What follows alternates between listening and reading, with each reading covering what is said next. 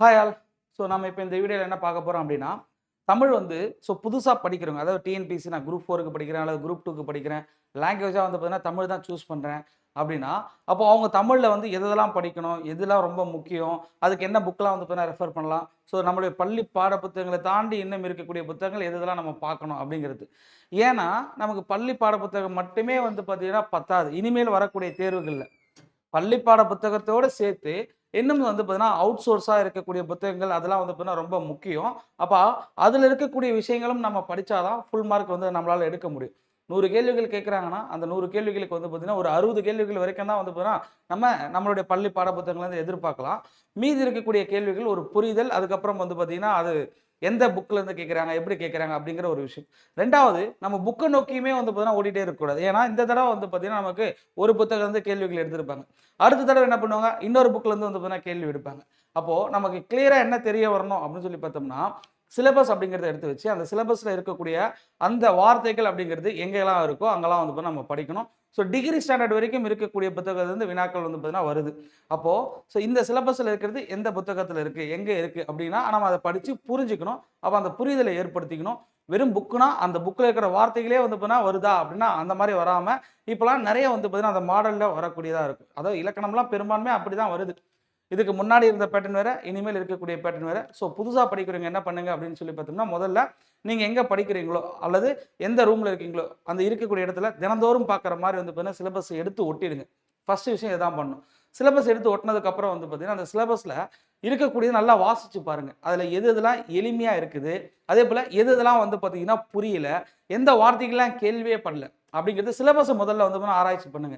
அப்படி ஆராய்ச்சி பண்ணதுக்கப்புறம் நமக்கு என்ன வரும் அப்படின்னு சொல்லி பார்த்தோம்னா, நமக்கு தெரிஞ்சதும் வந்து பார்த்தீங்கன்னா, அதில இடம்பெற்றிருக்கும். தெரியாததும் இடம்பெற்றிருக்கும். அப்ப தெரிஞ்சது எதுன்னு சொல்லி கண்டுபிடிங்க. அதில வந்து பார்த்தீங்கன்னா, எது எதெல்லாம் ஈஸியா இருக்கணும், அதேமாரி எதுக்கெல்லாம் சப்போர்ட் வந்து தேவைப்படும் அப்படிங்கிறத பாருங்க. ஈஸியா இருக்கிறது வரைக்கும் பிரச்சனை கிடையாது. நம்மளே வந்து பார்த்தீங்கன்னா படிச்சிட முடியும். ஆனா, சிலதெல்லாம் வந்து பார்த்தீங்கன்னா எப்படி இருக்கும் அப்படின்னு சொல்லி பார்த்தோம்னா, கொஞ்சம் கடினமா இருக்கிற மாரி இருக்கும். அதெல்லாம் நமக்கு பிராக்டிஸ் பண்ணணும். 1 2வது வந்து பார்த்தீங்கன்னா, அதுக்கு சப்போர்ட்டும் வேணும், கைடும் வேணும். அப்போ இந்த மாரியான விஷயங்களுக்கு வந்து பார்த்தீங்கன்னா, சிலபஸ்ல இருக்கக்கூடியத முதல்ல பார்த்து, எது ஈஸி, எது கடினம் அப்படிங்கிறத நம்ம தான் கண்டுபிடிக்கணும். இப்ப நமக்கு வந்து பார்த்தீங்கன்னா ஏன்னா ஒவ்வொருத்தருக்கும் ஒவ்வொரு மாரி இருக்கும். சில பேருக்கு இலக்கணம் நல்லா வரும். சில பேருக்கு இலக்கணம் வராது. சில பேருக்கு வந்து பார்த்தீங்கன்னா, கலைச்சொற்கள் குடுத்தா அவங்க வந்து பார்த்தீங்கன்னா, ஓரளவு சொல்ற முடியும் அப்படின்னு சொல்லுவாங்க. சில பேருக்கு வந்து பார்த்தீங்கன்னா, அந்த இலக்கணத்திலேயே சில விஷயங்கள் கடினமா இருக்க மாரி இருக்கும். சிலதெல்லாம் வந்து பார்த்தீங்கன்னா, ஓகே இதெல்லாம் வந்து பார்த்தீங்கன்னா பண்ண முடியும் அப்படின்ற மாரி இருக்கும். அப்போ ஒவ்வொருத்தரும் என்ன பண்ணணும் அப்படின்னா, நமக்கு எது வரும், எது வராதுங்கிறத பார்த்து, சிலபஸ்ல இருக்கிறத வந்து பார்த்தீங்கன்னா வச்சு, நம்முடைய பள்ளி பாட புத்தகங்கள் கூடவே வந்து பார்த்தீங்கன்னா, அத படிக்கும்போதே நம்முடைய மெட்டீரியல் இன்ஸ்டிடியூட்டோட மெட்டீரியலா இருக்கலாம். அல்லது வந்து பார்த்தீங்கன்னா, வேற எதனா புத்தகங்கள் இருக்கலாம். நம்ம ஒரு கேள்விக்கு ஒரு புக் படிக்கணுமா அப்படின்னா, நமக்கு அந்த ஒரு விஷயத்த நல்லா புரிஞ்சுங்க. அந்த டாபிக் அதுல இருக்குது அப்படின்னும்போது, அந்த டாபிக்ல இருக்கிறத நீங்க படிச்சு தான் ஆகணும். அது வந்து பார்த்தீங்கன்னா, நெறைய படிக்கிற மாரி இருக்கா? டைம் இருக்கா? அப்படின்னா, டைம்லாம் இருக்கு. நமக்கு வந்து பார்த்தீங்கன்னா, எக்ஸாம் வர இன்னும் எவ்வளோ நாள் இருக்கும் அப்படின்னா, ஏறக்குறைய 6 மாதங்கள் இருக்கும். அந்த 6 மாதங்கள்ல தமிழ் அப்படிங்கிறது வந்து பார்த்தீங்கன்னா, நம்ம படிச்சு ரிவைஸ் பண்ணி டெஸ்ட் எழுதும்போது, நம்மளால ஒரு ஃபுல்ஃபில் ஆக முடியும். தெரிஞ்ச கேள்விகளுக்கு தப்பில்லாம முதல்ல எழுதிடணும். அதுக்கப்புறம் அதில என்னென்னலாம் எளிமையா இருக்கோ, அந்த எளிமையானது எல்லாருமே ஆன்ஸர் பண்ணுவாங்க. நாமளும் ஆன்ஸர் பண்ருவோம். அதுக்கப்புறம் வந்து பார்த்தீங்கன்னா, அதில வந்து கொஞ்சம் ஒரு மாடரேட்டா இருக்கக்கூடியது, அதுக்கப்புறம் ரொம்ப டிஃபிகல்ட்டா இருக்கக்கூடியது, அந்த மாதிரியான வினாக்கள்லாம் என்ன இருக்குது, எந்த பகுதிகள் அப்படிங்கிறத கண்டுபிடிக்கணும். ஓகேவா? இப்ப நம்ம இந்த வீடியோல என்ன பார்க்க போறோம்னா, சிலபஸ் அப்படிங்கிறது இருக்கும். அந்த சிலபஸ்க்கு என்னென்ன புக்லாம் நம்ம ரெஃபர் பண்ணணும் அப்படிங்கிறத பார்க்கணும். ஃபர்ஸ்ட் இந்த சிலபஸ் வந்து பார்த்தீங்கன்னா டவுன்லோட் பண்ணீங்க. இல்லன்னா இந்த பிடிஎஃப் வந்து பார்த்தீங்கன்னா நான் என்ன பண்றேன், குரூப்ல வந்து பார்த்தீங்கன்னா ஷேர் பண்றேன். இதான் வந்து பார்த்தீங்கன்னா சிலபஸ். இப்போ இந்த சிலபஸ்ல வந்து பார்த்தீங்கன்னா நமக்கு குரூப் 2 உடைய சிலபஸ் இது. ஃபர்ஸ்ட் ஆரம்பத்துல என்ன குடுத்துருக்காங்க அப்படின்னு சொல்லி பார்த்தோம்னா, நமக்கு ஜிஎஸ் தான் குடுத்துருக்காங்க. அதாவது ஜெனரல் சப்ஜெக்ட்ஸ் அப்படிங்கிறது தான் வந்து பார்த்தீங்கன்னா குடுத்துருக்காங்க. ஜெனரல் நாலேட்ஜ் ரிலேட்டடா இருக்கக்கூடிய ஜிஎஸ் உடைய சப்ஜெக்ட் வெயிட்டேஜ் அந்த சிலபஸ்ல வந்து பார்த்தீங்கன்னா, ஒவ்வொரு யூனிட்டுக்கும் வந்து பார்த்தீங்கன்னா, எவ்வளோ கேள்விகள் வந்து பார்த்தீங்கன்னா கேட்பாங்க. அதுல எதுக்கு இம்பார்ட்டன்ஸ் குடுக்கணும் அப்படிங்கிறதெல்லாம் இந்த பிராக்கெட்ல குடுத்துருக்காங்க பாருங்க. எத்தன கொஸ்டின்ஸ் வரும் அப்படிங்கிறது. அத வச்சே கண்டுபிடிச்சிடலாம். நம்ம பெருசா வந்து பார்த்தீங்கன்னா, அதுக்கு முன்னாடி தான் அந்த மாரி ஒரு பேட்டர்ன் இல்லாம ச இந்த வருஷம் சயின்ஸ்ல இருந்து அதிகமா கேட்பாங்களா? இல்ல கரண்ட் அஃபேர்ஸ்ல இருந்து கேட்பாங்களா? அப்படின்ற ஒரு இது இருக்கும். ஆனா, இப்போ சிலபஸ்ல அவங்க வந்து பார்த்தீங்கன்னா மென்ஷன் பண்ணிட்டாங்க. கிளியர் கட்டா சொல்லிட்டாங்க. என்னன்னா, இந்த டாபிக்ல இருந்து எவ்வளவு கேள்விகள் கேட்கப்படும் அப்படிங்கிறது. இப்ப நம்ம இதுல யூனிட் 6 அப்படிங்கிறது வந்து பார்த்தீங்கன்னா, நமக்கு தமிழ் ரிலேட்டடா வரக்கூடியது. அப்போ இந்த யூனிட் 6ல வந்து பார்த்தீங்கன்னா, ஒரு வார்த்தை குடுத்திருப்பாங்க. ஹிஸ்டரி ஆஃப் தமிழ் சொசைட்டி, அதுக்கப்புறம் related archaeological டிஸ்கவரீஸ், Tamil literature from சங்கம் ஏஜ் டில் அப்படிங்கிறது, அடுத்து திருக்குறள், அதனுடைய இம்பார்ட்டன்ஸ் என்ன அப்படிங்கிறது. அப்போ நமக்கு ஏறக்குறைய வந்து பார்த்தீங்கன்னா, இதுவரைக்கும் இருக்கக்கூடியது தமிழ் ரிலேட்டடா வரக்கூடியதா இருக்கும். இதுக்கெல்லாம் எங்கெங்க படிக்கிறது? எங்க இருக்கு அப்படின்னா, ஸோ நமக்கு ஃபர்ஸ்ட் விஷயமே நம்ம 9த் புக்ல வந்து பார்த்தீங்கன்னா, ஸ்கூல் புக்லயே 9த் புக்ல இந்த டாபிக் வந்து பார்த்தீங்கன்னா, சங்ககாலம் அப்படிங்கிறது வந்து நமக்கு தொடங்கும். என்னென்னலாம் இருக்குது? அப்போ என்ன மாரியான ஆதாரங்கள் கிடைச்சிருக்குது? 11த் புத்தகத்துல வந்து பார்த்தீங்கன்னா, ஹிஸ்டரி புக்ல கொஞ்சம் இருக்கும். அதுக்கப்புறம் வந்து பார்த்தீங்கன்னா, அறவியலும் பண்பாடும் அப்படின்னு சொல்லி சொல்லுவோம். எத்திக்ஸ்ன்னு சொல்லி சொல்லுவோம். அந்த புத்தகத்துல வந்து பார்த்தீங்கன்னா இருக்கக்கூடியது கவர் ஆகும். அப்ப தனித்தனியா படிக்கிற மாரி தான் இருக்கும். இதுல ரொம்ப முக்கியமா நீங்க எத படிக்கணும் அப்படின்னு சொல்லி பார்த்தா, தமிழ் ரிலேட்டடா இருக்கிறதுல, திருக்குறள் அப்படிங்கிறது தான் வந்து பார்த்தீங்கன்னா மோஸ்ட் இம்பார்ட்டன்ட். ஏன்னா, கட்டாயமா 2 கேள்வி அப்படிங்கிறது இந்த யூனிட் 6ல இருக்கக்கூடிய திருக்குறள்ல இருந்து கேட்பாங்க. அப்ப அந்த திருக்குறள பொறுத்தவரைக்கும், நம்மளால ஒரே நாள்லாம் படிக்க முடியாது. அது படிக்கவும் முடியாது. அப்படியே படிச்சாலும் அது ஞாபகமும் இருக்காது. ஏன்னா, திருக்குறள்ல வந்து பார்த்தீங்கன்னா, கேள்விகள பொறுத்தவரைக்கும் நமக்கு சொல்லுக்கு பொருள் மட்டும் கேட்கறது கிடையாது. சில நேரங்கள்ல என்ன பண்ணுவாங்கன்னா, திருக்குறள நமக்கு அந்த சீர்கள் மாத்தி மாத்தி குடுத்துட்டு, முறைப்படி அமைந்த குறள் எது? சரியான குறள் எது? அப்படிங்கிற அந்த வரிசைய கூட வந்து கேட்பாங்க. அப்போ நமக்கு கிளியரா என்ன தெரியணும்னா, திருக்குறள் படிக்கிறோம்னா, அந்த குறளுக்கு என்ன பொருள் அப்படிங்கிறது தெரியணும். இண்டிவிஜுவலா ஒவ்வொரு சொல்லுக்கும் என்ன பொருள் அப்படிங்கிறது தெரிய வரணும். அடுத்தது மேல 4 சீர்கள் எப்படி அமைஞ்சிருக்கும்? 2வது அடியில இருக்கக்கூடிய 3 சீர்கள் எப்படி அமைஞ்சிருக்கும்? அப்படிங்கிற விவரங்கள்லாம் நமக்கு தெளிவா தெரியணும்.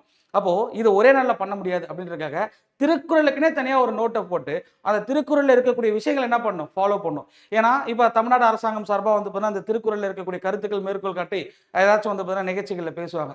அல்லது வந்து பார்த்தீங்கன்னா, வேற ஏதாச்சும் ஒரு புரோகிராம் ஆரம்பிக்கிறாங்க அப்படின்னா, அதுல திருக்குறள்ல வள்ளுவர் என்ன சொல்லியிருக்காங்க அப்படிங்கிறது நமக்கு அந்த அரசு பதவிகள்ல, உயர் பதவியில இருக்கிறவங்க திருக்குறள்ல இருக்கக்கூடிய மேற்கோள்கள கூட சொல்லியிருப்பாங்க. அப்போ அந்த மாரி இருக்கிறது, நியூஸ் பேப்பர் ரிலேட்டடா திருக்குறள் செய்திகள் என்னென்ன வருது, அதேபோல வந்து பார்த்தீங்கன்னா, முக்கியமான திருக்குறள் என்ன இருக்குது அப்படிங்கிறத டெய்லி எழுதி வச்சு, ஒரு நாளைக்கு 3 குறள் வீதம் அப்படிங்கிறத வந்து நம்ம படிக்கணும். அத மாரி படிச்சோம்னா, ஏறக்குறைய 6 மாசத்துல ஒரு 500 குறள் வரைக்கும் நம்மளால படிச்சிற முடியும்.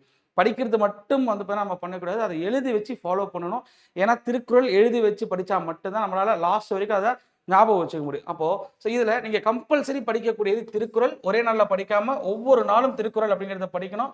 5 நாட்கள் படிங்க வாரத்துல. 2 நாள் என்ன பண்ணுங்கன்னா, திருக்குறள ரிவைஸ் பண்ணுங்க. ஒரு நாளைக்கு 3 குறள் அப்படின்னு சொல்லி படிச்சீங்கன்னா, நமக்கு ஒரு வாரத்துல எத்தன குறள் படிக்கலாம்? 15 குறள் படிக்கலாம். அப்ப மாசத்துக்கு 60 குறள் படிக்கலாம். 6 மாசத்துக்கு ஏறக்குறைய 360 குறள் அப்படிங்கிறது படிக்கலாம். ஆல்ரெடி நெறைய குறள் நம்ம படிச்சிருப்போம். அத தாண்டி படிக்காத புதிய குறள்கள் அப்படிங்கிறத வந்து பார்த்தீங்கன்னா படிங்க. இதான் வந்து பார்த்தீங்கன்னா, இதுல ரொம்ப முக்கியம். இங்க சங்கம் ஏஜ்லேருந்து இப்போ வரைக்கும் இருக்கக்கூடிய விஷயங்கள் சொல்றாங்க பார்த்தீங்களா? அப்போ சங்க இலக்கியங்கள்லாம் என்னென்ன இருக்குது? அதில இருக்கக்கூடிய முக்கியமான தகவல்கள் என்ன? அதனுடைய சிறப்பு பெயர்கள் என்ன? அதனுடைய தொகுத்தவர் யாரு? தொகுப்பித்தவர் யாரு? அதுவே புலவரா இருந்தா அந்த புலவருடைய பேர் என்ன? அது வந்து எத்தன அடிகள்ல இடம்பெற்றிருக்குது? இந்த மாதிரியான தகவல்கள்லாம் வந்து பார்த்தீங்கன்னா, நம்ம அதில பார்த்துக்கணும். அதேபோல அறநூல்கள் சார்ந்த விஷயங்கள் அப்படின்னு தமிழ் சார்ந்த இந்த நூல்கள், இலக்கியங்கள்ல இருக்கக்கூடிய செய்திகளோடு சேர்த்து திருக்குறள். முதன்மையா திருக்குறள் படிங்க. டெய்லியும் படிங்க. அதுக்கு அடுத்து அதில இருக்கு இப்ப சொன்ன 17 மேல் கணக்கு நூல்கள், 17 கீழ்க்கணக்கு நூல்கள், அதேபோல வந்து பார்த்தீங்கன்னா, முக்கியமா இருக்கக்கூடிய நூலுடைய அது சார்ந்த குறிப்புகள் அப்படிங்கிறதெல்லாம் வந்து பார்த்தீங்கன்னா, நம்ம இதில படிக்கணும். இது எல்லாமே இதில கவர் ஆயிடும். இப்போ தமிழுடைய சிலபஸ் அப்படிங்கிறத பார்ப்போம். தமிழ்ல வந்து பார்த்தீங்கன்னா, நமக்கு மொத்தம் எப்படி பிரிச்சிருக்காங்க அப்படின்னு சொல்லி பார்த்தோம்னா, 7 பார்ட்டா வந்து பார்த்தீங்கன்னா பிரிச்சு குடுத்துருக்காங்க. அத நல்லா நோட் பண்ண வேண்டியது. அலகு 1லிருந்து அலகு 7 வரைக்கும் மொத்தம் 7 பகுதிகள் இருக்கு. ஒவ்வொரு பகுதியிலிருந்து எவ்வளோ கேள்வி கேட்க போறோம்? அதுல என்ன டாபிக் நீங்க படிக்கணும்? அப்படிங்கிறத முதற்கொண்டு எல்லாமே தெளிவா குடுத்திருப்பாங்க. இப்ப அலகு 1 எடுத்து எழுதுறோம்னா, பிரித்து எழுதுக, சேர்த்து எழுதுக. வெறுமனே சிம்பிளா சொல்லிட்டாங்க. பிரித்து எழுதுக, சேர்த்து எழுதுக படிக்கணும் அப்படின்னா, நமக்கு புணர்ச்சி தெரியணும். அப்போ புணர்ச்சிங்கிறது நம்ம படிக்கணும்னா, அது வந்து பார்த்தீங்கன்னா கொஞ்சம் எக்கச்சக்கமான புணர்ச்சிகள் இருக்கு. பள்ளி பாடப்புத்தகத்துல கம்மியா தான் குடுத்திருப்பாங்க. ஆனா, அத தாண்டி நாம தமிழோட படிக்கும்போது புணர்ச்சின்னு சொல்லி சிறப்பு விதிகள்னு சொல்லிட்டு எக்கச்சக்கமானது வரும். அப்போ இது எப்படி படிக்கிறது அப்படின்னு சொல்லி பார்த்தோம்னா, ஃபர்ஸ்ட்டு அடிப்படையா இருக்கக்கூடிய எழுத்துனா என்ன? அந்த எழுத்துக்களுடைய வகைகள் என்ன இருக்குது? அதேபோல வந்து அந்த எழுத்துக்கள்லாம் சேர்ந்து எப்படி சொல்லா உருவாகுது? இந்த இலக்கணங்கள படிக்கணும். அத படிச்சுட்டு தான், அடுத்தது இத போய் பார்க்க முடியும். நேரடியா போய் படித்தோம்னா, அது நமக்கு என்ன அப்படிங்கிறதே தெரியாது. அது எப்படி மாறுதுங்கிறது தெரியாது. அது வேற்றுமைனா என்னங்கிறது தெரியாது. தொகைனா எப்படி வருது அப்படிங்கிறது தெரியாது. அப்போ இந்த இலக்கணங்கள்லாம் நம்ம வந்து பார்த்தீங்கன்னா, முழுசா படிச்சதுக்கு அப்புறம் தான், இந்த பிரித்தெழுதுக, சேர்த்தெழுதுக அப்படிங்கிற அந்த புணர்ச்சி வந்து பார்த்தீங்கன்னா படிக்கணும். புணர்ச்சி விதிகள் ரொம்ப முக்கியமானதா இருக்கும். ஏன்னா, ஒரு சொல்ல வந்து பார்த்தீங்கன்னா எப்படி பிரிக்கணும், அந்த சொல்லுக்கான பொருள் என்ன அப்படிங்கிறதே வந்து பார்த்தீங்கன்னா, இதுபடி தான் அமையும். அப்போ நல்லா கவனிக்க வேண்டியது, நேரடியா புணர்ச்சிங்கிற வார்த்தை இல்லனாலும், நமக்கு கட்டாயமா அது தெரிஞ்சிருக்கணும். அது வந்து பார்த்தீங்கன்னா, எந்த புத்தகத்தில இருக்கு? நீங்க புக் பேர் மட்டும் சொல்லுங்க. நான் புக்க படிச்சுக்கிறேன் அப்படின்னா, அதுக்கு நெறைய புத்தகங்கள் இருக்கு. எக்ஸாம்பிள் இந்த 2 தடவையுமே வந்து பார்த்தீங்கன்னா, குரூப் 4லயும் சரி, குரூப் 2லயும் சரி, இளங்கோவரனார் அவருடைய புத்தகத்தில இருந்து நமக்கு கேள்வி வந்துரும். அதுக்காக நீங்க வந்து அந்த புக்க வாங்கி ஃபுல்லா படிக்கணுமானா, வேண்டாம். அதில இருக்கக்கூடிய புணர்ச்சி விதிகள் மட்டும் வந்து பார்த்தீங்கன்னா, புணர்ச்சினா சொற்கள் எப்படி வந்து பார்த்தீங்கன்னா சேர்த்து எழுதுறாங்க, அல்லது ஒரு சொல்ல எப்படி வந்து பார்த்தீங்கன்னா பிரிச்சு வச்சுக்கிறாங்க, அப்படிங்கிறத மட்டும் பாருங்க. எல்லாத்தையும் படிக்க வேண்டிய அவசியம் இல்ல. நல்லா புரிஞ்சுங்க. ஏன்னா, அதில 5 இலக்கணங்கள் இருக்கு. எழுத்து, சொல், பொருள், யாப்பு, அணி அப்படிங்கிறது. அப்ப நீங்க அதுல என்ன பண்ண போறீங்க? எழுத்துக்கள். அந்த எழுத்துக்கள்ல வந்து பார்த்தீங்கன்னா ஒரு 90 பேஜ் கிட்ட இருக்கும். அதுல நீங்க 90 பேஜுமே படிக்க போறது கிடையாது. அதுல பிரித்து எதுக்கு, சேர்த்து எதுக்கு, எங்க இருக்கோ அத மட்டும் எடுத்து தனியா எழுதி வச்சுங்க. இத நீங்களா பண்ணும்போது கட்டாயமா நமக்கு தெரியும். 2 சொல்ல சேர்த்து எழுதும்போது எப்படி சேர்த்தலாம் அப்படிங்கிறது நமக்கு தெரியும். இப்ப அது கூட்டல் அன்று. நம்ம எல்லாம் என்ன சொல்லுவோம்? அது அன்று அப்படின்னு சொல்லி எழுதுவோம். ஆனா அது வந்து அதான்று அப்படிங்கிறது வரும். அதுக்கு என்ன காரணம் அப்படிங்கிறத வந்து அங்க விளக்கி இருப்பாங்க. அப்போ ஒரு சொல் இருக்குன்னா அந்த சொல்ல எப்படி பிரிக்கணும், சேர்க்கணும் அப்படிங்கிறதுக்கு நீங்க அந்த புத்தகத்துல பார்த்து தெரிஞ்சுக்கலாம். இயல்பா வந்து பார்த்தீங்கன்னா, எந்த சொல் குடுத்தாலும் பிரிக்கணும்னா, புணர்ச்சியுடைய அடிப்படையான விதிகள் வந்து பார்த்தீங்கன்னா நமக்கு தெரிஞ்சிருக்கணும். ஓகேவா? ஸோ அப்போ நமக்கு இந்த இலக்கணம் அப்படிங்கிறத 2 இலக்கணம் தான் சொல்றாங்க. ஒண்ணு இங்க எழுத்து இலக்கணம் சொல்றாங்க. அடுத்து சொல் இலக்கணம் சொல்றாங்க. இது எல்லாமே நமக்கு பள்ளி பாட புத்தகத்துல இருக்கக்கூடிய விஷயங்கள் கூட வந்து பார்த்தீங்கன்னா மெட்டீரியல்ல. இந்த இடத்துல இது ஒண்ணு சொல்றாங்களா? இது வந்து வேற என்னன்னு சொல்லுவோம் அப்படின்னு சொல்லி பார்த்தோம்னா, இந்த வேறுபாடுகள் அப்படிங்கிறது மயங்கொலி பிழைகள்னு சொல்லுவோம். இதுதான் ரொம்ப கடினமான பகுதியா இருக்கும். மயங்கொலி பிழைகள்ல லா வரிசையில வந்து பார்த்தீங்கன்னா என்னென்ன இருக்கு? ஸோ அதுல வந்து பார்த்தீங்கன்னா அந்த ஒற்றுமை எழுத்துக்கள் வந்து பார்த்தீங்கன்னா உச்சரிக்கும்போது ஏறக்குறைய ஒரே மாரி இருக்கிற மாரி இருக்கும். அப்போ அந்த ஒரே மாரி இருக்கிறதுல பொருள் வந்து பார்த்தீங்கன்னா மாறும். உச்சரிக்கும்போது ஒரே மாரி இருக்கும். ஆனா எழுதும்போது எழுத்துக்கள் வேறுபடும். அப்போ அதுக்கான பொருள்கள் படிக்கிறது. இந்த டாபிக் வந்து கொஞ்சம் கஷ்டமா இருக்கும். நெறைய பிராக்டிஸ் பண்ணி பார்க்கணும் இதுல. மீதி இருக்கிறதெல்லாம் வந்து பார்த்தீங்கன்னா ஈஸி தான். அடுத்து வேர்ச்சொல். அப்போ எழுத்துக்கள சேர்த்து எழுதுனா சொல்லா மாறிடுது. அப்ப அந்த சொல்லுனா அது வேர்ச்சொல்ல இருந்து என்னெல்லாம் உருவாகலாம். வினைமுற்றுனா என்ன? வினையெச்சம்னா என்ன? வினையாளின் பெயர் என்ன? பெயரெச்சம்.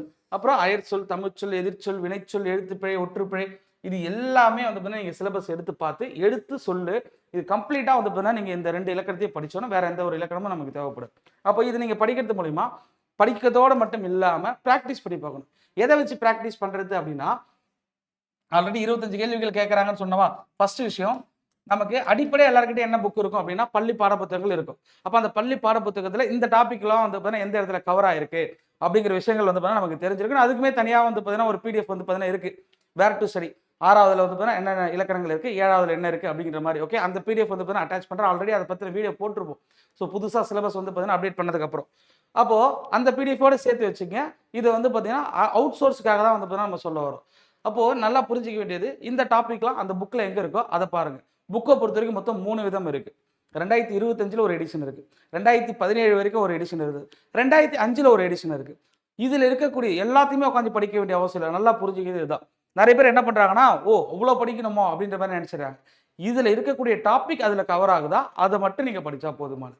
அப்ப இந்த 3த்தையுமே கலெக்ட் பண்ணி நம்ம என்ன பண்ணணும்?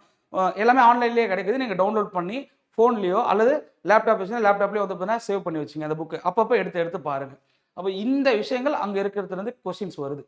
வந்திருக்கு. நம்மளுடைய பழைய புத்தகத்துல இருந்து 2017 எடிஷன்லயும் இருக்கக்கூடியத ஏன்னா நமக்கு இது இலக்கணம்ன்றதால இதுக்கு பயிற்சி வேணும். நமக்கு கம்மியா தான் வந்து குடுத்திருப்பாங்க புது புத்தகத்துல. பழைய புத்தகத்துல இன்னும் வந்து பார்த்தீங்கன்னா, தெரியாத சொற்கள் 2, 3 சொற்கள் வந்து பார்த்தீங்கன்னா குடுத்திருப்பாங்க. இன்னும் பழைய புத்தகத்துல அதே மாரி இன்னொரு 4, 5 சொற்கள் குடுத்திருப்பாங்க.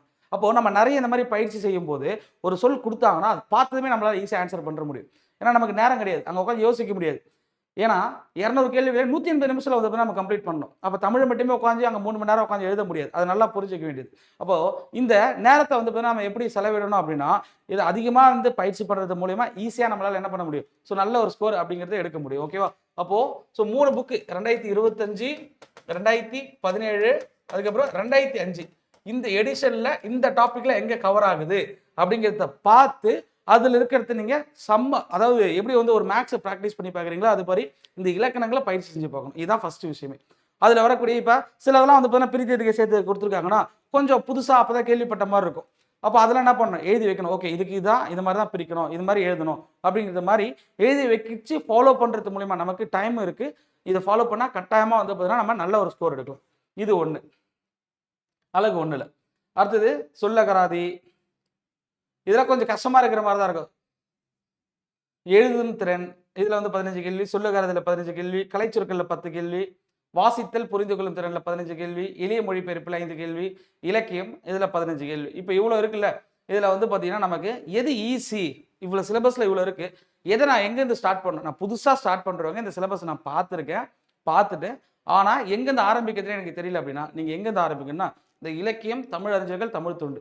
இங்க இருந்து ஆரம்பிக்கணும். ஏன் இங்க இருந்து ஆரம்பிக்கணும்? ஏன் இலக்கணத்துல இருந்து ஆரம்பிக்க கூடாது அப்படின்னா, ஃபர்ஸ்ட்டு அடாப்ட் பண்ணணும். ஈஸியா இருக்கும்போது நமக்கு ஒரு இன்ட்ரெஸ்ட் வரும். ஓகே இது ஈஸி எவ்வளோ நான் படிக்க முடியுது அப்படிங்கிறது நமக்கு தோணும். அப்ப அந்த கான்ஃபிடென்ட் நம்ம கூட்டணும் அப்படின்றதுக்காக தான் பேசிக்கா இந்த அலகு 7 அப்படிங்கிறத நம்ம எடுத்துக்கணும். அந்த அலகு 7ல இருக்கக்கூடிய கேள்விகள்லாம் 10ஆம் வகுப்பு அப்படிங்கிறது மட்டும்தான் வந்து பார்த்தீங்கன்னா படிக்கணும் அப்படின்னு கொடுத்துருப்பாங்க அவங்க. அப்போது இங்கே கீழே கொடுத்துருப்பாங்க, அழகு 7க்கான பாடத்திட்டம் 10ஆம் வகுப்பு வரையிலான அப்படிங்கிறது மட்டும் தானே கொடுத்துருக்காங்க. அதுதான் அடிப்படைன்றதை சொல்லியிருக்காங்க. இந்த டாப்பிக்ல மட்டும் நமக்கு 10th வரைக்கும் இருக்கக்கூடிய புக்கில் என்னென்ன கொடுத்துருக்காங்களோ அதை மட்டும் படித்தா போதுமானது. இந்த டாபிக் மட்டும் தான் இது பொருந்தும். அதை நல்லா புரிஞ்சுங்க. ஸ்கூல் புக்கில் இருந்து தான் எல்லா கேள்வியும் இருந்தது கிடையாது. இந்த 15 கேள்வி ஸ்கூல் புக்கில் இருந்து மட்டும் தான் வரும். இதுதான் அதுக்கான விளக்கம். அப்போது இதில் என்ன சொல்லியிருக்காங்களோ அந்த அதிகாரங்கள் படிக்கணும். அதே போல் அறநூல்கள் வந்து பார்த்தீங்கன்னா கொடுத்துருப்பாங்க. 9 அறநூல்கள் கொடுத்துருப்பாங்க. அதை மட்டும் படித்தா போதுமானது. கூட அடிஷனலாக இலக்கியத்தில் ஔவையார் பாடல்கள் கொடுத்துருப்பாங்க. இங்கே கொடுக்கப்பட்டிருக்க தமிழறிஞர்கள். இதில் பள்ளி பாடப்பத்திரிகை உங்களை பற்றின தகவல்கள் கம்மியாக தான் இருக்கும். நீங்கள் 2 கொஸ்டின் எடுத்து பார்த்தா தெரியும். இந்த பார்ட்டு தான் ஈஸியான பார்ட்டாக இருக்கும். அப்போ அழகு 7 தான் நீங்கள் ஆரம்பித்து முதல்ல கம்ப்ளீட் பண்ணிடணும். ஒரு 15 கொஸ்டின் வந்து பார்த்தா என்ன பண்ணிட்டேன், எடுத்து நான் படிச்சிட்டேன், இன்னைக்கு 15க்கு 15 வாங்குவேன் அப்படிங்கிற மாதிரி. இப்போ இலக்கியம்னு சொல்லிட்டாலே அதில் என்ன ஒரு டவுட் வரும் அப்படின்னு சொல்லி பார்த்தோம்னா, மேஜராக பாடல் வரிகள் இருக்குது. பாடல் வரிகள்லாம் மனப்பாடம் பண்ணணுமா? எவ்வளோ பாடல் வரிகள் மனப்பாடம் பண்ணுறது அப்படின்னா, பள்ளி பாடப்புத்தகம் இந்த 3 எடிஷன் சொன்னோம் பார்த்தீங்களா, 2025, 17, 2005 இந்த 3 எடிஷனில் இருக்கக்கூடியதை கவர். இப்போ 7ஆவதுன்னு சொன்னால் இங்கே மட்டும் கிடையாது. நமக்கு வந்து பார்த்தீங்கன்னா புது புத்தகத்தில் 7ஆவது இடம் பெறாது. பழைய புத்தகத்தில் தான் இருக்கும். அதே போல் அதுக்கும் பழைய புத்தகத்தில் வந்து பார்த்தீங்கன்னா 7ஆவது இருக்குது 2005 புக்கில். அப்போது இப்போ கேள்வி கேட்டாங்கன்னா 7ஆவதுல அதில் வந்து பார்த்தீங்கன்னா கேள்வி கேட்டாங்க. அது எங்கேருந்து கேட்டாங்க அப்படின்னா, இந்த 2018 அதுக்கு முன்னாடி இருந்த எடிஷனில் 10ஆம் வகுப்பில் இருக்கக்கூடிய அந்த பாடத்திலிருந்து தான் வந்து பார்த்தீங்கன்னா 7ஆவதுங்கிறதுலேருந்து கேள்விகள் கேட்கப்பட்டுச்சு.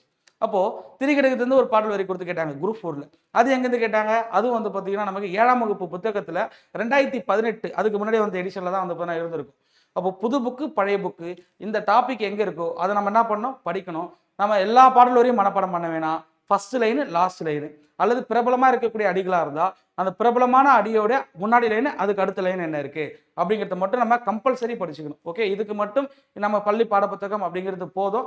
எனக்கு கஷ்டமாக இருக்குது, தேடி தேடி படிக்க முடியலைங்க, 3 எடிஷனை சிம்பிளாக சொல்லிட்டீங்க, ஆனால் அது வந்து பார்த்தீங்கன்னா கலெக்ட் பண்ணி படிக்கிறது எவ்வளோ கஷ்டமாக இருக்குது அப்படின்னா, ஸோ அதுக்கு இந்த டாபிக் மட்டும் ஏன்னா நமக்கு மெட்டீரியல் இருக்கும் அப்படின்னா அந்த மெட்டீரியல் இருக்கிறத ஃபாலோ பண்ணிங்க. ஓகேவா? ஸோ அப்போ இது வந்து பார்த்தீங்கன்னா நமக்கு அந்த மாதிரி முடிஞ்சிடும்.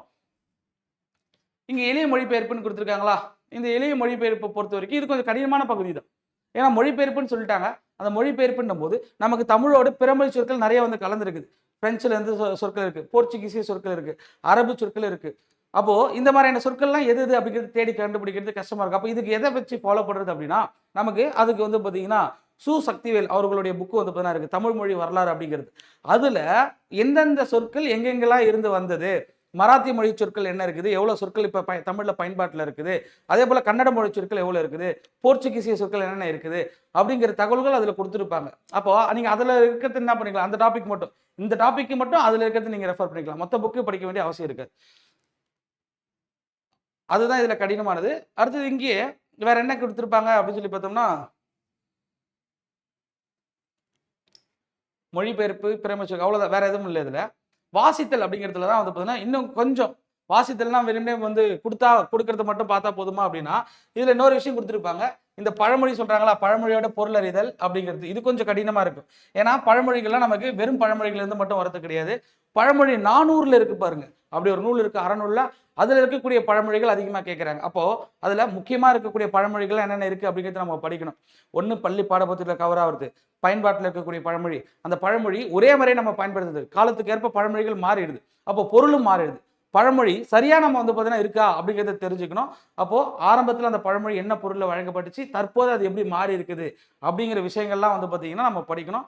இதுக்கு பழமொழி 400 அந்த புத்தகத்தில் இருக்கக்கூடிய பழமொழிகளை படிங்க. அதுதான் ரொம்ப ரொம்ப முக்கியமானது.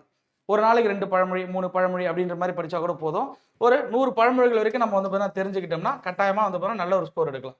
மரபு தொடர் அப்படிங்கிறது இது வந்து மரபு தொடரை பொறுத்த வரைக்கும் இதுக்குன்னு ஒரு புக் இருக்குது, அகரவரிசை. அவ்வளோ பெரிய புக்கு நம்ம படிக்கலாமானா சும்மா ரீட் மட்டும் பண்ணுங்க. சும்மா ரீட்னா எப்படின்னா, இப்போது சிலதெல்லாம் வந்து நமக்கு தெரிஞ்சிருக்கும், பொருள் தெரிஞ்சிருக்கும், சிலதெல்லாம் நம்ம கேள்விப்பட்டிருக்க மாட்டோம். அப்போ அதுக்கு வந்து ஒரு 50லேருந்து 60 பேஜ் இருக்கக்கூடிய மரபு தொடர் வரிசை அப்படிங்கிறது இருக்கும். அப்போ அதில் ஆ வரிசையில் என்ன வருது, கா வரிசையில் என்ன வருது, பா வரிசையில் என்ன வருது அப்படிங்கிறத ரீட் மட்டும் பண்ணுங்க. ஃபுல்லாக உட்காந்து மனப்பாடம் பண்ண வேணாம். மனப்பாடம் பண்ணால் கஷ்டம், படிக்க முடியாது நம்மளால. இது இவ்வளோ இருக்கா அப்படின்னு நினச்சாலே நம்மளால என்ன பண்ண முடியாது, படிக்க முடியாது. அப்போ ரீடிங் அப்படிங்கிறது வந்து பார்த்தீங்கன்னா ரொம்ப முக்கியம். அதை ஒரு தடவை ரீட் பண்ணி பாருங்க. அதுக்கப்புறம் ப்ரீவியஸ் இயரில் எந்த மாதிரி கேட்குறாங்க அப்படிங்கிறத வச்சு பார்த்து கண்டுபிடிச்சிடலாம். இப்போ அடரடி படரடின்றாங்கன்னா அது வந்து பார்த்தீங்கன்னா எப்படி கேட்டிருப்பாங்க, நமக்கு ஆரம்பத்திலே இருந்திருக்கும், ஆ வரிசையில் இருந்திருக்கும், அதனால் அதை எடுத்து கேட்டிருப்பாங்க. எல்லா கேள்வியும் அந்த மாதிரி கேட்க மாட்டாங்க. அதனால் 1 or 2 கேள்வி அப்படிங்கிறது இந்த மாதிரி ரொம்ப கஷ்டமாக இருக்கிற மாதிரி இருக்கும். இப்போ இந்த கலைச்சொற்கள் தான் ரொம்ப குழப்பமானது. டிஎன்பிஎஸ்சி படித்தவங்களுக்கும் சரி, படிக்கிறவங்களுக்கும் சரி, இனிமேல் படிக்க போகிறவங்களுக்கும் சரி, எது கடினமான பகுதினா இருக்கிறதுல இது மட்டும் தான். நம்ம நினச்சிக்குவோம் கலைச்சொற்கள் தானே, ஈஸி தானே, ஆங்கிலத்துக்கு இணையான தமிழ் சொல் இருந்தால் போதும்ல அப்படின்னு. ஆனால் அங்கே அந்த மாதிரி கேள்வியே பட்டிருக்க மாட்டோம். அந்த மாதிரி சொற்கள் இருக்கும். இங்கே கொடுத்துருக்காங்க பாருங்க, அறிவியல், கல்வி, மருத்துவம், மேலாண்மை, சட்டம், புவியியல், தொழில்நுட்பம், ஊடகம், தகவல் தொழில்நுட்பம்.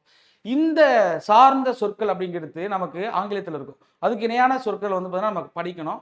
இதுக்கு தமிழ் இணைய பல்கலைக்கழகம், தமிழ் விர்ச்சுவல் யூனிவர்சிட்டி அப்படின்னு சொல்லுவாங்க. அதில் இருக்கக்கூடிய கேள்விகள் வரும். ஆனால் அதில் நீங்கள் போனீங்கன்னா தொகுப்பாக கொடுத்துருக்க மாட்டாங்க. ஒட்டுக்கா சேர்த்து இந்த எஜுகேஷன் ரிலேட்டடாக இருக்கக்கூடிய கலைச்சொற்கள் அப்படின்லாம் கொடுக்க மாட்டாங்க. ஆனால் அதில் கலைச்சொற்கள் சார்ந்த புத்தகங்கள் வந்து பார்த்தீங்கன்னா நிறைய வரும். அது நல்லா புரிஞ்சுங்க. நீங்கள் ஒவ்வொரு வேடாக தான் போட்டு அதுக்கான பொருள் என்னங்கிறது தான் வந்து பார்த்தீங்கன்னா தேட முடியும். தொகுப்பாக கிடைக்காது. அப்போது இதை எப்படி படிக்கிறது அப்படின்னா, அதிலிருந்து அங்கே கலைச்சொற்கள்னு சொல்லி போட்டிங்கனாலே விர்ச்சுவல் யூனிவர்சிட்டியில் நிறைய வந்து பார்த்தீங்கன்னா அது சார்ந்த புக்கு வரும். அதில் எதனா ஒரு புக்கு எடுத்து ஃபாலோ பண்ணணும். எல்லா கலைச்சொற்களும் படிக்க வேண்டிய அவசியம் இல்லை. இந்த டாப்பிக்கில் கொடுத்துருக்கக்கூடிய கல்வி, மருத்துவம், இதில் இருக்கக்கூடிய கலைச்சொற்கள் படிக்கணும். ஃபஸ்ட்டு இதெல்லாம் நேரடியாக அங்கே போய் படிக்கக்கூடாது. ஸ்கூல் புக்கில் இருக்கிறத முடிச்சுட்டு அதுக்கப்புறம் போகணும். ஏன்னா 10 கேள்விகள் இருந்தாலும் 2 கேள்வியிலிருந்து 3 கேள்விகள் வந்து ஸ்கூல் புக்கில் வருது. மீதி தான் வந்து பார்த்தீங்கன்னா அவுட் ஆஃப் சோர்ஸ்லேருந்து வருது. அப்போது அந்த 2 கேள்விகள் மினிமம் கேட்கக்கூடிய கேள்விகள் எல்லாருமே ஆன்சர் பண்ணக்கூடிய கேள்வி நம்மளும் போட்டுருக்காங்க. கம்பல்சரி அதை படிக்கணும். ஸோ இப்போது இன்னொரு விஷயம் என்ன அப்படின்னு சொல்லி பார்த்தோம்னா, அந்த டாபிக் வைஸ் சொன்னோம் பார்த்தீங்களா, அதுலேயே பள்ளி பாடப்புத்தகத்தில் நமக்கு தமிழில் மட்டும் கிடையாது, ஜிஎஸ்லேயுமே வந்து பார்த்தீங்கன்னா உண்டு. இப்போ புவியியல்னு கொடுக்குறாங்கன்னா புவியியலில் கலைச்சொற்கள் கொடுத்துருப்பாங்க, அதை படிக்கணும். ஹிஸ்ட்ரியில் வந்து பார்த்தீங்கன்னா கலைச்சொற்கள் கொடுத்துருப்பாங்க. அப்போது அதெல்லாம் வந்து பார்த்தீங்கன்னா ஒன்றா ரிலேட் ஆகி தான் வரும். அதில் இருக்கக்கூடிய அந்த டெக்னிக்கல் டேர்ம்ஸ் வந்து கலைச்சொற்களும் நம்ம படிக்கணும். அப்போ தமிழ் ப்ளஸ் ஜிஎஸ் 2 சேர்த்துமே நம்ம அந்த கலைச்சொற்கள் படிக்கணும். படித்து முடிச்சதுக்கப்புறம் இணைய பல்கலைக்கழகத்தில் வந்து பார்த்தீங்கன்னா இருக்கக்கூடிய அந்த கலைச்சொல்லுடைய அகராதிகள் வெளியிட்டிருப்பாங்க, அதில் இருந்து நம்ம படிக்கணும்.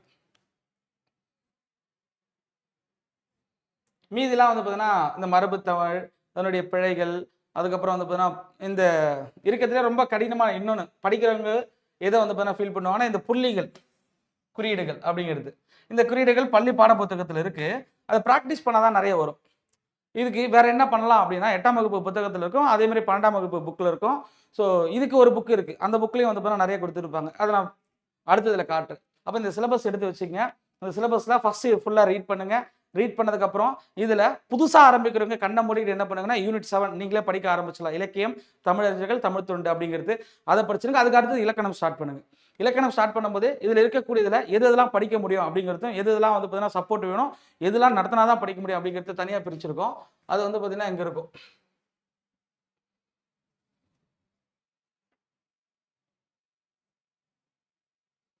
இப்போ நம்மளால செல்ஃபாக ரீட் பண்ணக்கூடிய பகுதின்னு சொன்னோம்னா யூனிட் 7, யூனிட் 4, யூனிட் 5 இதை எல்லாத்தையுமே நம்ம ஓரளவு வந்து பார்த்தீங்கன்னா படிச்சிடலாம். யூனிட் 4ல இருக்கக்கூடிய டாப்பிக்கும் கவர் பண்ணலாம், யூனிட் 5ல இருக்கக்கூடிய கவர் பண்ணலாம். யூனிட் 4னா என்னன்னா கலைச்சொற்கள். யூனிட் 5ல வந்து பார்த்தீங்கன்னா நமக்கு என்ன கொடுத்துருப்போம் அப்படின்னு சொல்லி பார்த்தோம்னா வாசித்தல் அப்படிங்கிறது கொடுத்துருப்போம். இங்கே இருக்கும் பாருங்க.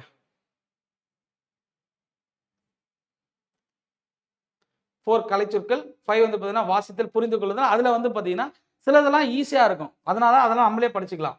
யூனிட் 4 கலைச்சொற்கள்ல எது ஈஸி அப்படின்னு சொல்லி பார்த்தோம்னா பள்ளி பாடப்புத்தகத்தில் கொடுத்துருக்க எல்லாமே ஈஸி. அதை மட்டும் நீங்கள் படிச்சிங்க. மீதிக்கெல்லாம் கட்டாயமாக சப்போர்ட் வேணும். அதெல்லாம் வந்து பார்த்தீங்கன்னா ஒரு பிடிஎஃபாக தொகுத்து அப்படி தான் கொடுக்க முடியும். இந்த டாப்பிக்கில் இந்த மாதிரி இருக்குது அப்படிங்கிற மாதிரி தான் வந்து பார்த்தீங்கன்னா கொடுக்க முடியும். இப்போ சப்போர்ட் எது எது தேவைப்படுது அப்படின்னு சொல்லி பார்த்தோம்னா யூனிட் 1 இலக்கணம் ஃபுல்லாக வந்து பார்த்தீங்கன்னா படிக்கணும். சொல் அகராதி, சொல்லுக்கு பொருள் என்ன அப்படிங்கிறது டிஸ்கஸ் பண்ணி தான் நம்ம நிறைய படிக்கிற மாதிரி இருக்கும். அதில் வரக்கூடிய பிழைகள் என்ன, பேச்சு மொழி என்ன, எழுத்து மொழி என்ன இருக்குது அப்படிங்கிறது. அடுத்து யூனிட் 6, யூனிட் 3 இது எல்லாத்துக்குமே வந்து நமக்கு என்ன வேணும்னா சப்போர்ட் வேணும். ஓகேவா? அப்போது இந்த பகுதிகள் யூனிட் 7, யூனிட் 4, யூனிட் 5 அதே போல் யூனிட் 1, 2, 6, 3 இதில் யூனிட் 1 கம்பல்சரி நடத்தினா தான் படிக்க முடியும். புரிஞ்சால் தான் அதை படிக்க முடியும். புரியாமல் படிக்க முடியாது. அப்போ இதுதான் இருக்கிறதுல ரொம்ப முக்கியம். இது எல்லாத்துக்குமே நீங்கள் என்ன பண்ணுங்க அப்படின்னு சொல்லி பார்த்தோம்னா ஒரு கிளாஸாக பார்த்துங்க. யூடியூப்லேயே நிறைய கிளாஸ் இருக்குல்ல, நம்மளதே இருக்கும், எக்கச்சக்கமாக இருக்கும். அப்போ இலக்கணம்னா என்ன, அதனுடைய விளக்கம் என்ன அப்படிங்கிறத கம்ப்ளீட்டாக பார்த்துருங்க. மீதி எல்லாத்துலேயுமே இதெல்லாம் ஈஸியானதும் இருக்கும், கடினமானதும் இருக்கும். அப்போ அதை நீங்கள் அதை ப்ராக்டிஸ் பண்ணி பார்க்கணும். அப்போ இந்த டாப்பிக்கை வந்து பார்த்தீங்கன்னா நீங்கள் ஸ்டார்ட் பண்ணுறீங்க படிக்க. இந்த டாபிக் வந்து பார்த்தீங்கன்னா கற்றுக்கிட்டு படிங்க. இப்போ வேற இதை தாண்டி ஸ்கூல் புக்கை தாண்டி என்னென்ன புக்கெலாம் வந்து பார்த்தீங்கன்னா ரெஃபர் பண்ணணும் அப்படின்னு சொல்லணும்னா இங்கே கொடுத்துருக்கேன் பாருங்க. ஃபர்ஸ்ட் வந்து பார்த்தீங்கன்னா தமிழ் மொழி வரலாறு அப்படிங்கிற ஒரு புக் இருக்குது பார்த்தீங்களா. இதில் எல்லாத்தையுமே படிக்க வேணாம், நல்லா புரிஞ்சுங்க. அயற் சொற்கள் அப்படிங்கிறது இருக்கும், அவங்க சிலபஸில் கொடுத்துருப்பாங்க. அந்த சொற்கள் மட்டும் படிங்க. எந்தெந்த மொழியிலிருந்து எந்தெந்த சொற்கள் தமிழுக்கு கொடையாக பெறப்பட்டது அப்படிங்கிறது அதில் அவங்களே கவுண்ட் கொடுத்துருப்பாங்க. 36 சொற்கள் எதுலேருந்து வந்துச்சு, 400 சொற்கள் எந்த மொழியிலேருந்து வந்திருக்கு அப்படிங்கிற விஷயங்கள் கொடுத்துருப்பாங்க. அப்போ அதுக்கு மட்டும் அந்த டாப்பிக்கில் ஒரு 2 பேஜ்லேருந்து 3 பேஜ் வரும்.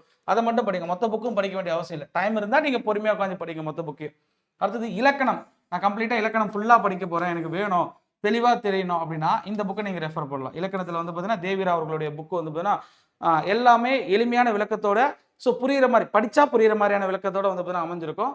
அப்போ ஸோ கம்ப்ளீட்டாக நான் அவுட் சோர்ஸ் இலக்கணத்திலிருந்து படிச்சுக்கிறேன், ஸ்கூல் புக்கில் வேண்டாம் அப்படின்றவங்களுக்கு நீங்கள் இந்த இலக்கணத்தை தாராளமாக வந்து பார்த்தீங்கன்னா ஃபாலோ பண்ணலாம். எளிமையான எல்லாருக்குமே புரியிற மாதிரி தான் அமையும்.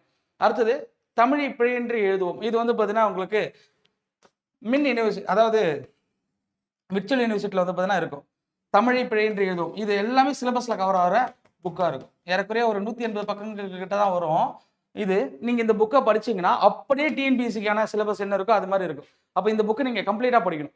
இதுலேயும் என்ன இருக்கும் அப்படின்னா நமக்கு அந்த நிறுத்தற் குறிகள் அப்படிங்கிற விளக்கம், அப்புறம் ஒரு சொல் வந்து பார்த்தீங்கன்னா என்ன பொருளோட வருது, அந்த சொற்றொடர் எப்படி அமைச்சிருக்காங்க, அதனுடைய பொருள் எப்போ மாறுபடும் அப்படிங்கிற அனைத்து தகவலுமே இதில் இருக்கும். ரொம்ப முக்கியம். அடுத்து நல்ல தமிழ் எழுத வேண்டுமா அப்படிங்கிறதுல வந்து பார்த்தீங்கன்னா உங்களுக்கு ஸோ எந்தெந்தெல்லாம் வந்து எந்த மாதிரி அமையணும் அப்படிங்கிற விஷயங்கள் கொடுத்துருப்பாங்க. ஆக்கி பரந்தாமனர் அவருடைய புக்கு வந்து இது வந்து பார்த்தீங்கன்னா நீங்கள் சிலபஸில் என்ன கவர் ஆகுதோ அது மட்டும் படித்தா போதுமானது. கம்ப்ளீட்டாக இதில் இருந்து பார்த்தீங்கன்னா உங்களுக்கு இந்த எல்லா புக்குமே வந்து பார்த்தீங்கன்னா கிடைக்கும். அதாவது இந்த 2 புக்கும், இந்த புக்கு 2மே நீங்கள் வெளியில் வாங்குற மாதிரி வரும். இல்லைனா கூகுளில் போட்டிங்கனாலோ அல்லது வேறு ஏதாவது பிடிஎஃப் டெலிகிராம் குரூப்பில் எங்கன்னா இருக்கும். ஸோ இருந்தால் எடுத்துங்க, இல்லைனா நீங்கள் வந்து பார்த்தீங்கன்னா பர்ச்சேஸ் பண்ணிங்க. ஓகேவா? ஸோ அப்போது இந்த 2மே வந்து பார்த்தீங்கன்னா உங்களுக்கு எதில் இருக்கும்னா இந்த யூனிவர்சிட்டியில் இருக்கும். விர்ச்சுவல் யூனிவர்சிட்டியில் வந்து பார்த்தீங்கன்னா தமிழை பிழையின்றி எழுதுவோம், நல்ல தமிழ் எழுத வேண்டுமா, இந்த 2த்தையுமே அதுலேருந்து நீங்கள் ஃபாலோ பண்ணிக்கலாம். இந்த புக்கை மட்டும் கம்ப்ளீட்டாக படிச்சிருங்க. மீதி இதை வந்து பார்த்தீங்கன்னா உங்களுக்கு சிலபஸில் கவர் ஆகிறது மட்டும் படிங்க. ஸோ இந்த பிரித்து எதுக்க சேர்த்து எதுக்க சொன்ன பார்த்தீங்களா, இந்த புக்கு தான் இளங்குமரனார் அவருடைய புத்தகம். இந்த புத்தகத்தில் வந்து பார்த்தீங்கன்னா இலக்கண அகராதின்னு கொடுத்துருப்பாங்க. இந்த புக்கு வந்து பார்த்தீங்கன்னா உங்களுக்கு ஆன்லைன்லேயே கிடைக்குது. அதே விர்ச்சுவல் யூனிவர்சிட்டிலேயே வந்து பார்த்தீங்கன்னா இருக்குது. இதில் நீங்கள் ஒன்றே மட்டும் நல்லா படிங்க. பிரித்து எதுக்க சேர்த்து எதுக்க அப்படிங்கிறத படிங்க. அல்லது கம்ப்ளீட்டாக வந்து பார்த்தீங்கன்னா எழுத்து சொல் இலக்கணம் படிச்சுக்கிறேன் அப்படின்னா இந்த எழுத்து சொல் மட்டும் வந்து பார்த்தீங்கன்னா இந்த புத்தகத்தை வந்து நீங்கள் படிச்சுக்கலாம். ஓகேவா? ஸோ இதுதான் இதனுடைய விஷயங்கள். இந்த புக்கெலாம் வந்து பார்த்தீங்கன்னா அடிஷ்னலாக நீங்கள் படிக்கிற மாதிரி இருக்கும், பார்க்குற மாதிரி இருக்கும். ஸோ பேசிக்காக ஆரம்பிக்கிறவங்க நான் சொன்ன மாதிரி யூனிட் 7ல் ஆரம்பித்து அதுக்கப்புறம் எல்லா டாப்பிக்லையுமே யூனிட் 1 to 6 வரைக்கும் எளிமையான பகுதிகள் இருக்கும். அதை கண்டுபிடிச்சி நீங்கள் படிக்கணும். ஸோ எனக்கு தெரியல அப்படின்னா வீடியோவை ஃபாலோ பண்ணிகிட்டே வாங்க. நம்ம தொடர்ச்சியாக என்ன பண்ணுவோம் அப்படின்னு சொல்லி பார்த்தோம்னா வீக்லி ஒரு வாரத்துக்கு வந்து பார்த்தீங்கன்னா எவ்வளோ டாபிக் என்ன டார்கெட் அப்படிங்கிறத வந்து பார்த்தீங்கன்னா கம்ப்ளீட் பண்ணுவோம். ஸோ இப்போ இந்த வாரம் வந்து பார்த்தீங்கன்னா நம்ம இலக்கியம் தான் ஸ்டார்ட் பண்ணியிருக்கோம். அப்போ இலக்கியத்தில் வந்து பார்த்தீங்கன்னா நமக்கு பொதுவான இது வரைக்கும் கேட்கப்பட்ட கேள்விகள் சிலபஸில் இருக்கிறது அடிப்படையில் நம்ம படிச்சிடும். அப்போ இந்த வாரத்துக்குள்ளே 15 கொஸ்டின்ஸ் வந்து பார்த்தீங்கன்னா நம்ம கம்ப்ளீட் பண்ணுறோம். அடுத்த வாரம் வந்து பார்த்தீங்கன்னா அடுத்த ஒரு டாபிக் அதுக்கான ஒரு எய்ம் வந்து பார்த்தீங்கன்னா வச்சிருப்போம். ஸோ தமிழோட சேர்த்து யூனிட் 6 வந்து பார்த்தீங்கன்னா நம்ம கவர் பண்ண போகிறோம். ஓகேவா? ஸோ ரெகுலராக 4 மணிக்கு லைவ் இருக்கும். Thank you all. வேறு எதாவது சந்தேகங்கள் தான் கமெண்ட்டில் கேளுங்க. மீண்டும் நேரலையில் சந்திக்கலாம்.